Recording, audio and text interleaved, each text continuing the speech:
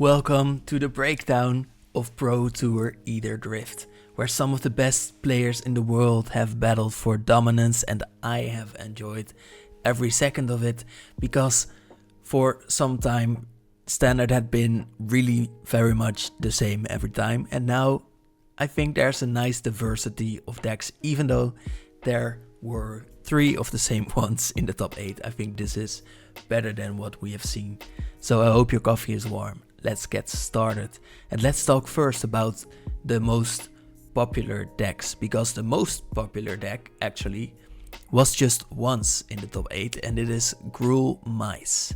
And Gruul Mice isn't Boros, which it was supposed to be, but it is Gruul, and that's because we have some green cards that can give +1 counters, and that will have you target your creatures, which mice really like to have happen. So Valiant, of course, wants you to target your creatures, putting extra +1 counters on, for example, the Heartfire hero, while you love putting +1 counters on them because you are basically a counter deck, and that is all that it's about. One of the popular decks didn't even get into the top 8, Esper Pixie, which was all about bouncing your discard enchantments.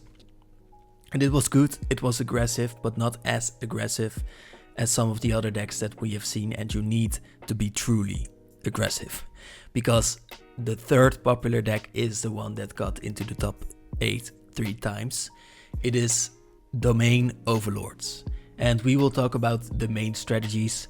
Some of the other most popular decks were Jeskai Oculus, which also got into the top 8 once, Mono Red Aggro, which also got into the top 8 once. But to compare, Gruul Mice was there for 19% of all the decks, Domain Overlords was there for 15%, and Jeskai Oculus was 6%, Mono Red Aggro 3%, Golgari Graveyard just 2.3%, and Gruul Leyline, which we will also cover today, 2%. So definitely the Gruul Mice was one of the more popular decks, but still it definitely wasn't the best. So I expect people to build around Domain Overlords a bit more. Gruul Mice has a chance against it, but we will see today if and why that would be too hard or not. So the deck strategies, let's go over them. We have Domain Overlords. This is the deck to beat in this tournament, and I hope in the future tournaments there will be more ways to counter this strategy. What this is about is, well, there are a few key cards, but what we want to do here is first of all control the board and use sort of board wipes to gain more value. We know there are some aggressive decks, so all of these domain decks are about gaining life sometimes, but mostly about getting the board wipes like Sunfall, like Pest Control for the tokens and stuff like that, and Day of Judgment is an example. Another example which not everyone has used is, the Temporary Lockdown. It's 3 mana to remove all permanents with mana 2 or less until the lockdown leaves the battlefield. And this one will be very important today, so look forward to that one. Then what you want to do is you want to create a way to get all 5 basic lands onto the battlefield, which is why it is the domain deck. So how do you do that? Most of all with Overlord of the Hauntwoods, where for 3 mana you can impend it, and then you will get a land that will be all 5 types of basic lands. And that means that, for example, you can play Leyline Binding for just 1 mana, and that is just one part of this intricate strategy. The other is that you can play Zur, the Eternal Schemer, and use 2 mana to make target non-aura enchantment become a creature in addition to its other types, and it will have base power and toughness equal to its mana value. Meaning, for example, with Overlord of the Mistmoors, which you can impend for 4, you can turn it into a creature and it will become a 7/7 and a creature. So you don't have to wait the 4 end steps to have the Overlord become a creature. No, you can immediately make it into a creature with Zur. Another thing you can do, which actually happened a bunch of times in mirror matches, is making Leyline Binding into a creature, and that is a 6 mana card, so it will be a 6/6 even if you played it for 1. So it will be a 3 mana 6/6 with lifelink and hexproof. So that is definitely a strong creature, and we will see that it will even outclass some of the decks, if you can get to there, of course. But that's not even all, because the most important card in this deck, I think, is Up the Beanstalk. 2 mana, it enters, and whenever you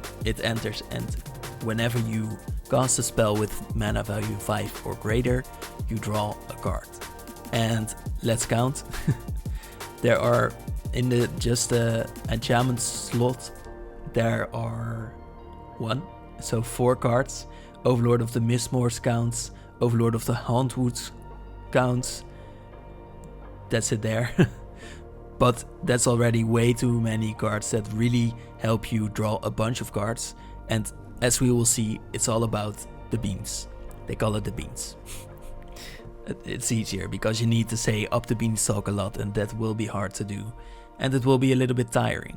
So those are the main cards of this deck. And we need to know them very well, because it's the deck to beat again. Next up is the mono red. And this is way simpler. So what we have here is a simple classic mono red deck that got into the top 8 because it was just so fast. So basically what you want to do is kill your opponents before they can set up. That's hard to do because they probably only need like 3-4 turns to really set up and stop your creatures. And at that point they could even get to play a board wipe, and that's something that really this deck can't go up against. But if you can be fast enough, you will be, well, winning the game. So you have some creatures. We have, I think, what I like to call the mouse package, which doesn't only contain mice, but it has, I think, always the Hardfire hero. It's a 1 mana 1/1. When you target it, it grows a bit with +1 counters, and when it dies, it deals damage equal to its power to each opponent. So that's a bit of reach as well. It has the lizard that deals the damage to your opponents and can grow on its own as well. We have some card advantage in mono red. So Emberheart Challenger can help you impulse draw, and Manifold Mouse, which is a way to target your mice and give them double strike or trample, meaning you should win the game. Another main card is the Screaming Nemesis, which can stop your opponents from gaining life, which is often very important in this meta. And it can deal some damage when it is dealt damage. So basically for 3 mana you will be able to deal 3 damage at some point. Monster's Rage, of course, is a very big staple, and this deck also runs a bit of reach in Lightning Strike and Burst Lightning. So that's it, just that simple. So not much more to get in here. It's just about pure speed, get in hard. Then is, I think, the most I know it's the most popular deck, the Gruul Mice. So let's get into this a little bit more. It's easy just to say right now, it's the mice package again. Not really much has changed, so let's not talk about that too long. We have the Screaming Nemesis as well, which is definitely a staple. I think in the instance we have basically the same, but now we have Torch the Tower with us for a bit more control. And then the counterpart, of which we need the green for, is Innkeeper's Talent. So at the beginning of combat on your turn, you put a +1 counter on target creature you control, meaning you get to target a creature, which you mostly like, I think. And they will be bigger, so you will be able to get in some more damage. And Paw Patch Recruit, which can also target your creatures whenever they become targeted by your opponents. So you will at least get some value. That's the Gruul Mice deck, so it's that simple, not really that much different there. Then we have the Gruul Leyline deck, which is way more about spells than the other decks. It does have some of the mice, but definitely not all. It has Hardfire Hero, Emberheart Challenger, and I think that's it. No double striking or stuff like that. We have the Cacophony Scamp, which is basically a Hardfire Hero in this deck, I think, because, well, you want to grow it and then it deals damage equal to its power when it dies.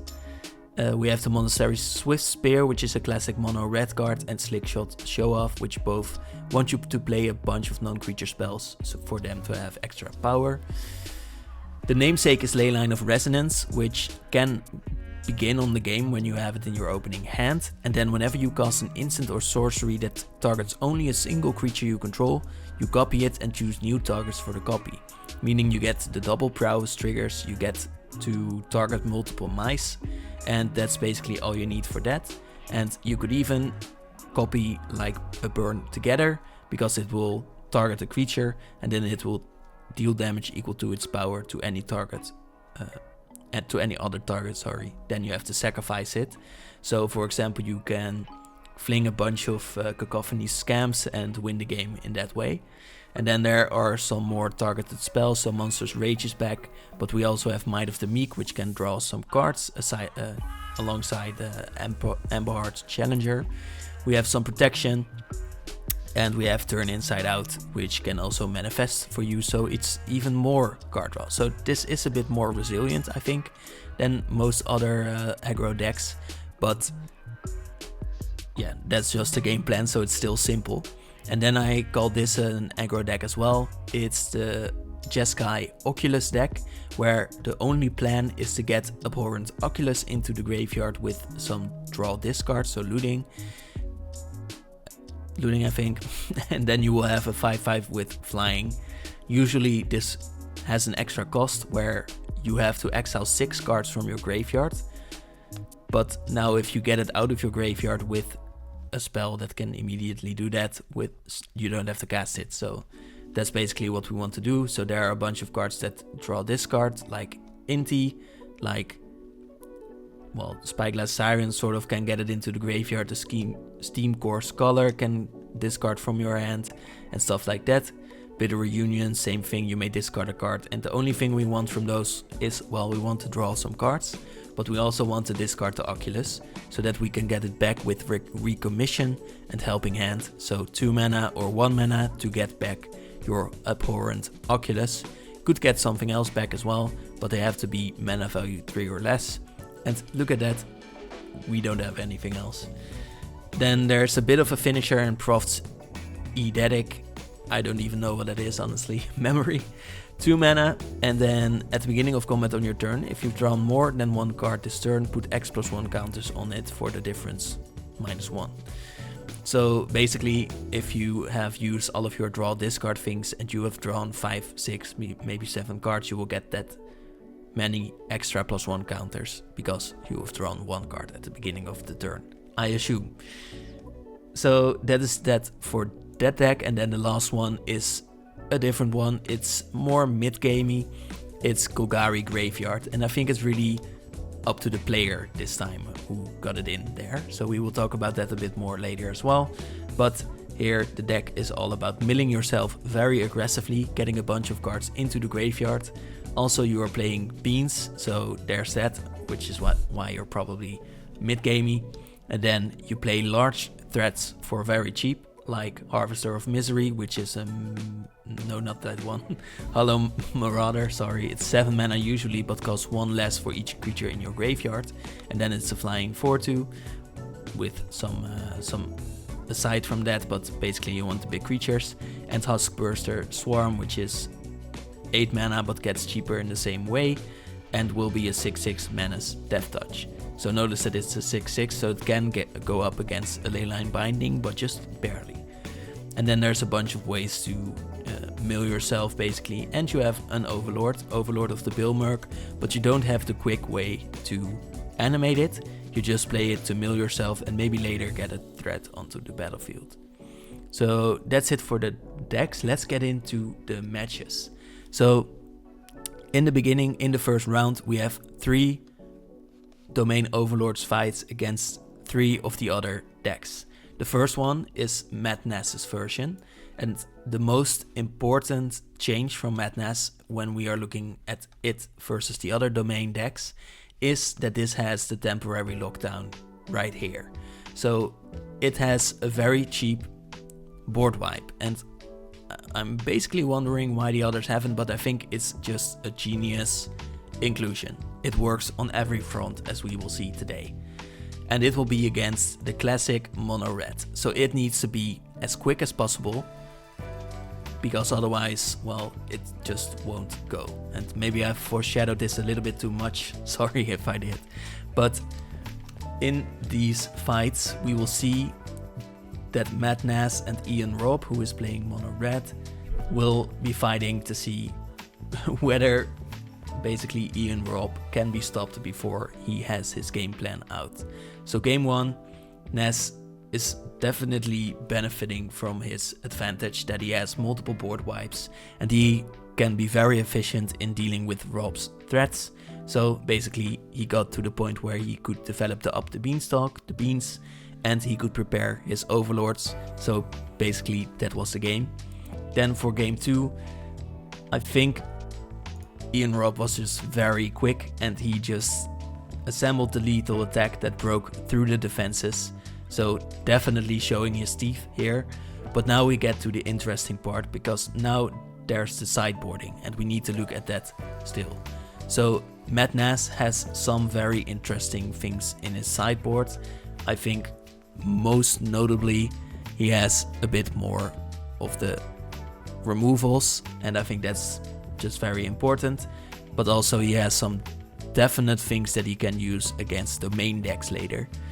So right here, I think mostly in this game he got to use the Right's End and get lost again, so as very quick removal. So Right's End seems like it's 5 mana, but it costs 3 less if it targets a tapped permanent, and definitely mono red wants to have tapped permanents because he wants to attack. So this will definitely be a great way to exile, for example, Hardfire Hero, which would deal damage if it dies, but now it's exiled, so it won't. So that's how he wins.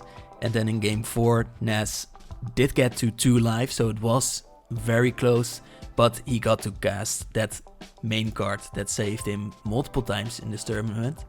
But right now, Temporary Lockdown just was too much value for just 3 mana securing his advancement to the semifinals. So Ian Robb is out of there. The second game is Kenta Harane with Jeskai Oculus, which we'll pull to the front, it's right here, against James Dimitrov.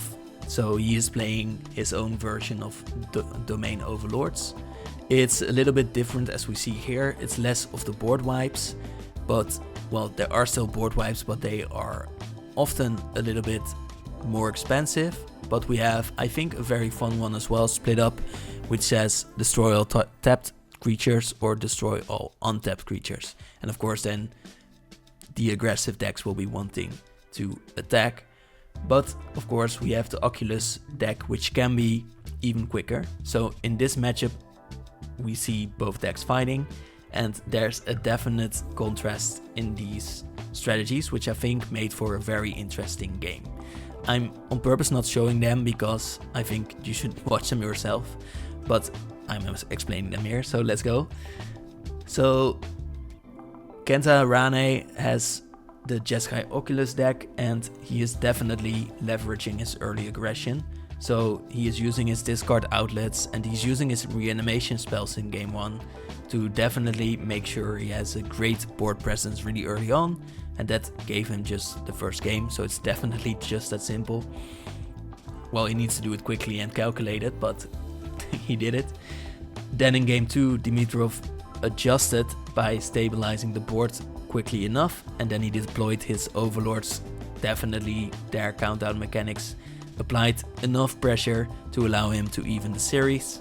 And then in games 3 and 4, the matches became a definite strategic tug of war, because Harame was trying to get the abhorrent Oculus back with Helping Hand. That's the 1 mana sorcery that could get it back really quickly because it's just 1 mana.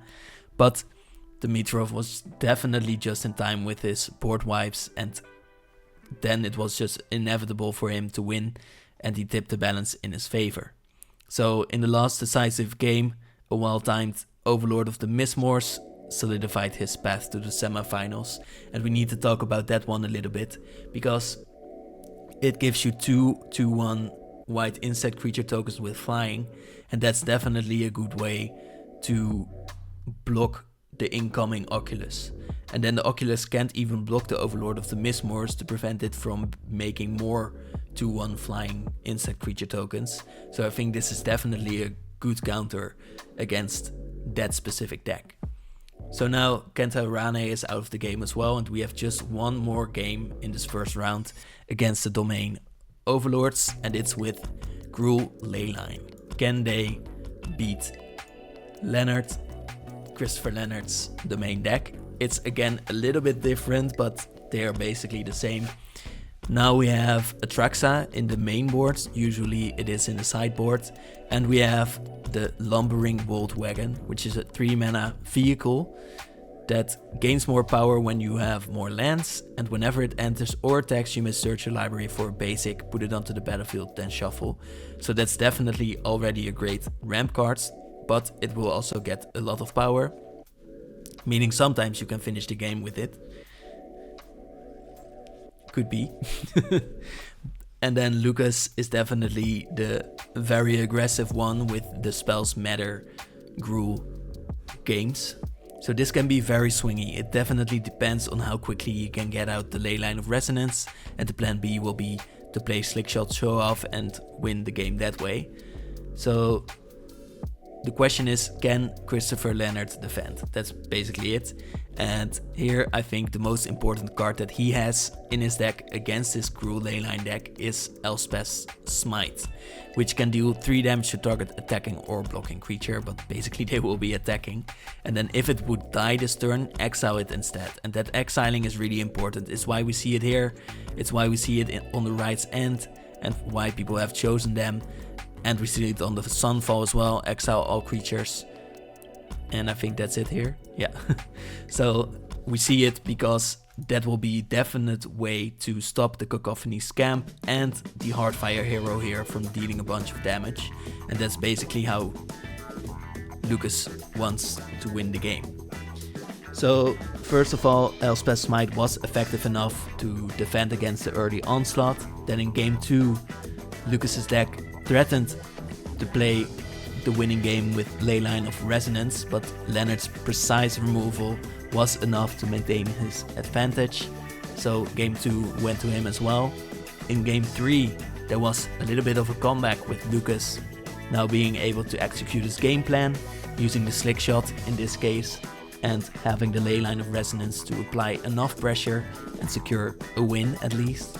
But in game 4 Leonard gained control again by deploying Overlord of the Hauntwoods, the green one, and with the well-timed Day of Judgment he dismantled the Chow's board and advanced to the semi-finals as the last winner here of this round at least. Then we had a little bit of a, well, you could say more of a mirror match, I guess. We have Gruul Mice. It was not the last winner, we have one more. It was Gruul Mice against Golgari Graveyard, and in Golgari Graveyard we will see more of the mid game, so this time we have a different control deck, and then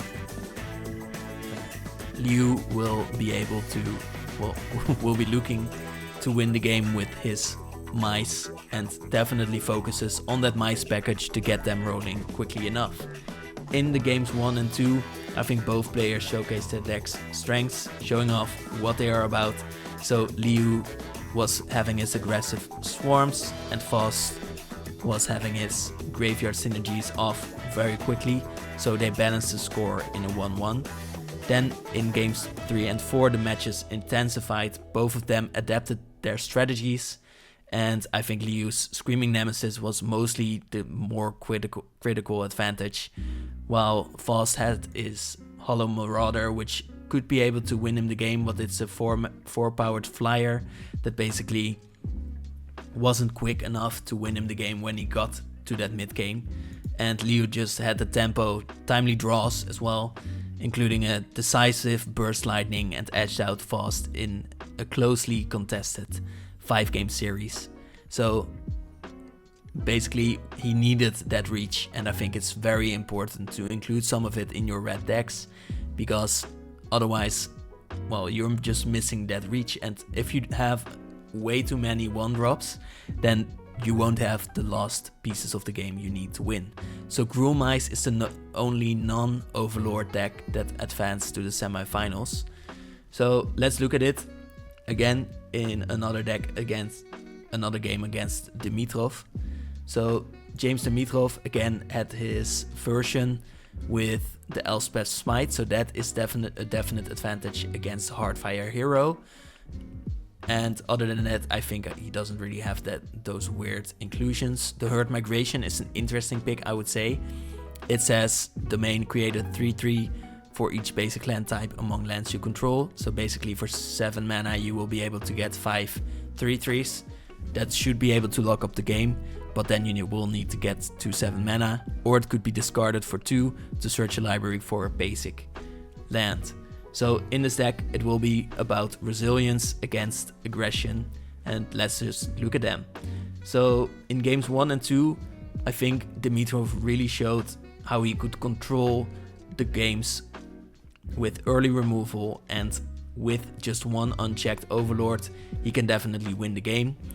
But in the second game, Liu definitely showed his teeth again as well. So with just speed, he was able to even the match at 1-1. Then the sideboards came in, and they were definitely crucial. So for Dimitrov, I think the most interesting card is the Authority of the Consuls. It's just a one-off, but he got it out, and creatures will be entering tapped, stopping any shenanigans from creatures getting in there too quickly. And whenever a creature an opponent controls enters, you gain 1 life, so that will definitely be a help in any case. And in this case it helped him stabilize at just 3 life, so that reach wasn't there, and you can see how important it could be.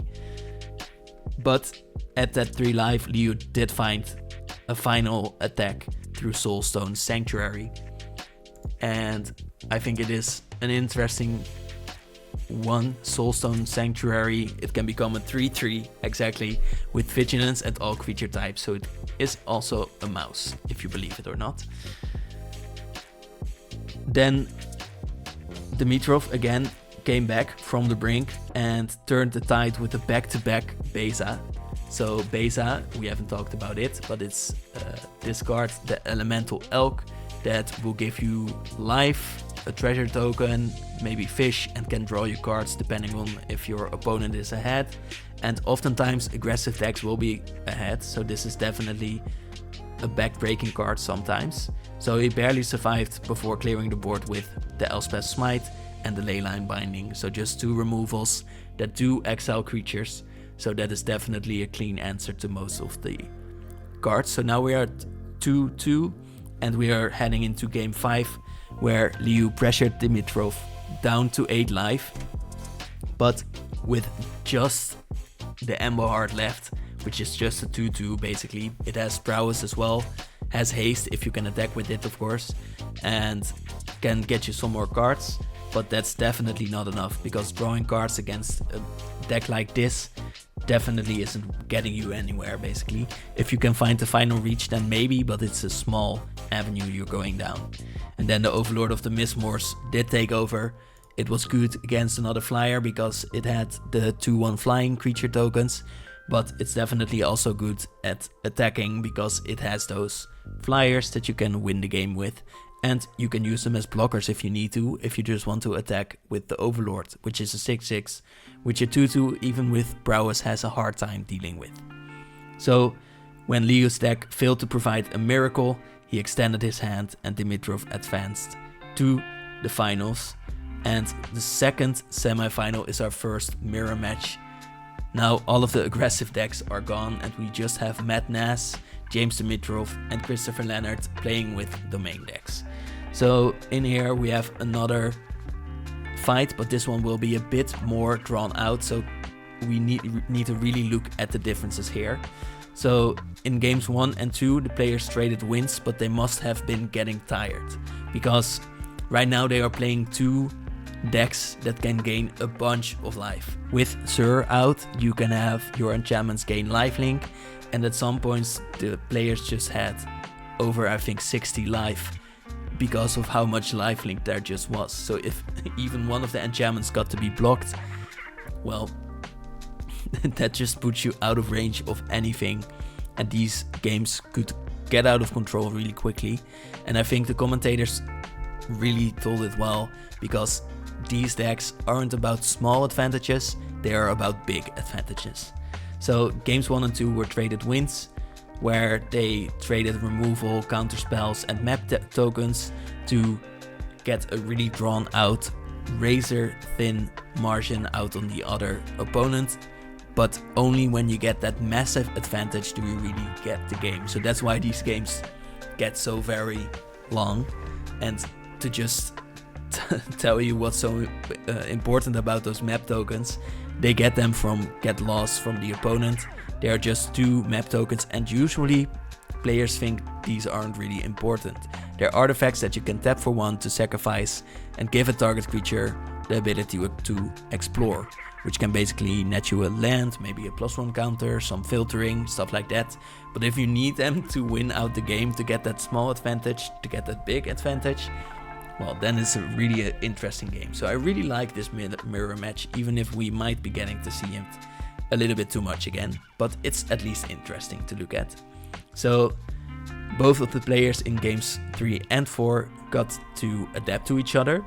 So Nass's sideboard plan, let's just look at it a little bit more.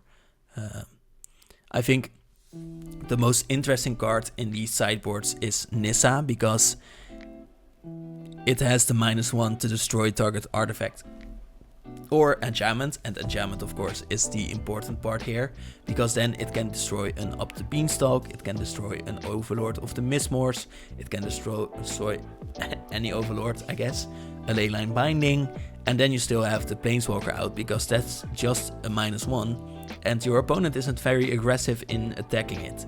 So that's definitely a very interesting one. I think another one is Atraxa, because now you are looking for those really big swings, and Atraxa is definitely adding a really big one, because you reveal the top 10 cards of your library, and for each card type you may put a card of that type into your hand. So that means sorceries, we have instants, we have enchantments, creatures, enchantment creatures. So you often will find 3 or 4 cards, lands of course. You often will find 3 or 4 impactful cards that you can win the game with. So those are definite interesting sideboard cards. And then with Christopher Leonard, also I think has an interesting sideboard, but it's more about reacting to those aggressive decks, I think. I think Paw Patch Formation is an interesting one, because it could destroy an enchantment for 2 mana. So that's a clean answer, like Get Lost also is. And Doppelgang, which is interesting for in late game. It can create a bunch of copies of target permanents, could be from your opponents as well, so that can definitely be a way to swing back. But in this case, Nass's sideboard was just a bit stronger with Atraxa and Nissa, which definitely gave him an edge, and I think he won the game mostly with Nissa. So that definitely is an interesting inclusion, and it also seems like Matt Nass is mostly poised to win the mirror matches. But let's look. Game 5, well, exactly that happened, because his superior late game just made the game inevitable, and the battle did last nearly 2 hours, but he did get out as the winner in the end. But you have to think about this. These decks are hard to play, so now it's really about skill, but it's also about endurance, because Matt Nass just had to play a 2-hour-long game, while James Dimitrov for the finals only played a more aggressive deck, so the Gruul Mice, and definitely didn't have to think as much. I would say it was maybe intense, but he at least got a little bit of a break after his game, and Matt Nass definitely, well, must have been thinking a lot between those games, and definitely came into this finals a little bit more tired. But I like his deck more. So who wins? I don't know. Maybe you do. But I do as well. So let's look at it. Definitely a grueling mirror match that is about to ensue. It's not a certainty who will win, but let's go over them game by game. Game 1 did mean a mulligan to 5 for Nass, but he wasted no time disrupting Dimitrov's strategy. So he used, which I think is the most important card of the day, Temporary Lockdown. It saved him once in the top 8, but it saves him here again in the first game, because it can stop an Up the Beanstalk. And that is the most important card in this mirror match. If you can have it out, you will draw a bunch of cards, and that will be the thing you need to win the value game. So I think Temporary Lockdown is my favorite pick of this tournament for this deck. The key card, aside from Up the Beanstalk, is Sir, the Eternal Schemer, because if you can have it out, you will be the aggressive one this time. So at the moment Nass resolves the Sir, he will be able to animate multiple enchantments and will be able to win the game. So basically what you need is Up the Beanstalk first. At the second threat you need is Sir, which will be able to animate an Overlord of the Mistmoors, maybe 2 or 3 even if you get to it, and then you can attack with them and win the game with multiple 6/6s with lifelink preferably, and you will have the 2/1s back on defense. You will get 2 2/1s for example, which isn't enough to kill any of the big cards, but if you attack once more, or maybe you have the tokens from when Overlord entered the battlefield, you will have 8 power, and that will be enough to block the Overlords profitably. So you can definitely keep some interesting blockers up. So that was interesting for these games. Game 2, Dimitrov definitely leaned into his game plan. So we need to look at this deck a little bit more, because he landed 2 Up the Beanstalks really early, while Nass was trying to keep the pace with an Overlord and some board wipes, but those really aren't the strongest things against the mirror match. So the game did grind on with both players flush with removal and threats, but as Dimitrov's library was dwindling, he shifted gears, playing aggressively with tokens to push damage. With just 11 cards left, he managed to close out the game and even the match. So game 3, Nass took the upper hand again, sticking on an early Beanstalk and keeping his grip full of high impact spells. As the game dragged on, his ability to maintain resource advantage proved too much, and he slowly overwhelmed Dimitrov's board with a flood of tokens, putting himself 1 win away from the title. Game 4, Dimitrov struck back again, and this time with Jace the Perfected Mind as his key weapon. Again we have the sideboards here, and Jace the Perfected Mind is a very interesting other Phyrexian Planeswalker aside from Nissa. In this case we have again the completed ability. You can stop some aggressive creatures by giving them less power, and the -2 is very interesting because their target player mills 3 cards, then if a graveyard has 20 or more cards in it, you draw 3 cards. Otherwise you draw a card. So if you get to mill the opponent, or your opponent has played a bit too many spells, which will happen here, you will be able to draw 3 cards, and that is a bunch of value. So in this case he will be able to protect it because you have all of those tokens, and if your opponents are forced to remove some tokens, that is usually not good for them. So in this case Nass did have to commit resources to deal with Jace, or he had to keep up the tempo, which is hard to do against such a Planeswalker. So Nass chose the attack, allowing Dimitrov to capitalize with Sir and his own wave of threats, and that's definitely what we are seeing here. Win the game on multiple fronts, and for example such a Planeswalker can definitely be another front your opponent has to fight on, and if he can't, he will lose the game anyways, because this isn't about life. You will be gaining a bunch of life, and that means that you can play it on the card draw, the advantage, and you will be able to win the game that way. That's why Up the Beanstalk is so good as well, because in this case, if you have it out, you will win the game eventually. You don't care about your opponent attacking you back if you have a Zur out, which can give your enchantments lifelink. So game 5. Definitely an epic conclusion, but it was a bit more short. Nass missed a crucial green source early. So if you see this deck, you might not say at first it is mostly green, but Up the Beanstalk is green and Overlord of the Hauntwoods is green, which you will need to get that everywhere token out, which will be all of your colors. So the domain aspect of your deck will be stopped. But Matt Nass did build his land base very well, so a Hushwood Verge could save him, and did. So Dimitrov quickly pressed on with Get Lost on up the Beanstalk. So Get Lost, of course, giving them more map tokens, but did remove a key card, so will not give any card advantage back anyways. So he could set up an Overlord of the Hauntwoods and Zur. So that means that he would be able to attack with a 5-5 if he could get to animate the Overlord with Zur. And the 5-5 can still get you some life back, can deal some damage, can give you a land, but definitely isn't the strongest part. It's definitely the Mistmore's Overlord, but still a good one. So the board at this state was flooded with Overlords, Zurs, tokens, and at one point Dimitrov's life got to 59. I got it wrong, I said 60 before. So just as Nass seemed cornered, Dimitrov top-decked Atraxa, refueling his hand and putting the pressure on.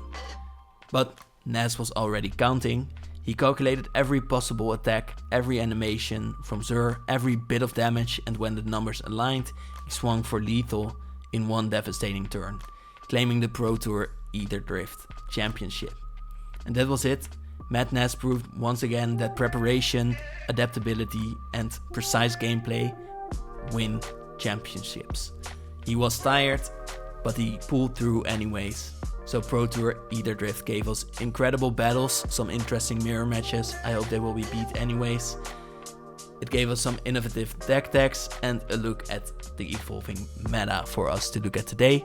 So let me know, what did you think? Will Domain Overlords stay dominant, or will there be an aggro deck or another deck that will be able to rise to the challenge?